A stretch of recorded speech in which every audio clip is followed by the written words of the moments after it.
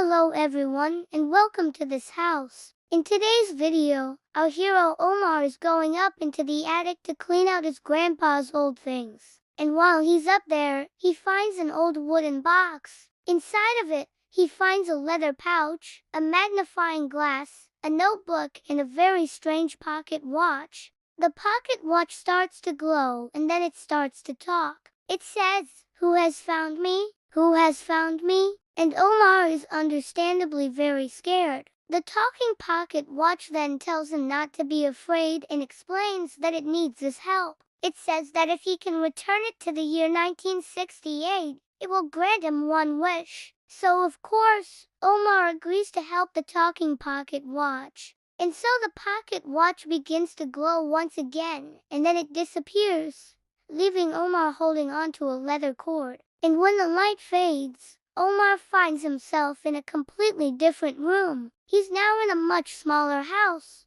but it's the same floor plan as his grandpa's house. And looking around, it seems like everything is smaller, like everything is made for children. And as he's looking around, he hears his grandpa's voice. He's calling out for someone named Chester. And Omar follows the sound of the voice until he finds a young version of his grandpa sitting on a rocking chair. And he's with a little dog, which must be Chester. Young grandpa explains to Omar that his dog Chester has been acting strange lately. Like he just disappeared for long periods of time, and he would always come back with dirt on his paws. Young grandpa was worried that Chester might have been kidnapped by a badger.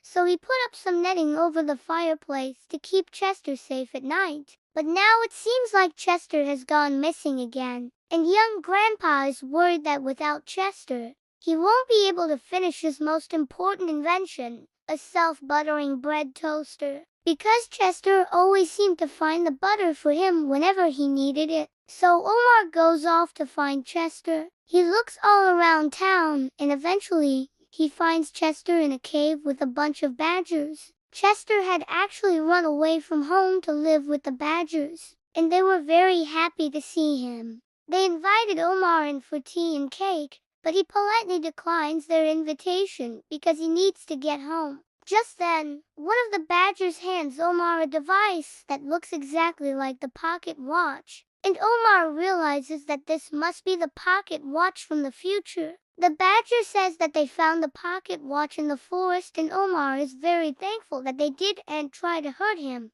The Badger King then gives Omar a riddle that he must solve if he wants to return home. The riddle is, what has no voice but can still speak to you? What has no body but can still touch your face? What has no hands but can still move things around? What has no eyes but can still show you the way? Omar thinks about this for a moment and then he says, "Is it a dream?" And the Badger King says that it is. And so Omar wakes up from his dream and he finds himself back in the attic. He looks around to make sure that it was just a dream, but then he sees the pocket watch on a nearby table. And when he picks it up, he sees that it has stopped working. And sadly, he knows that he'll never be able to go back and see young grandpa again. Thank you so much for watching, and I'll see you next time.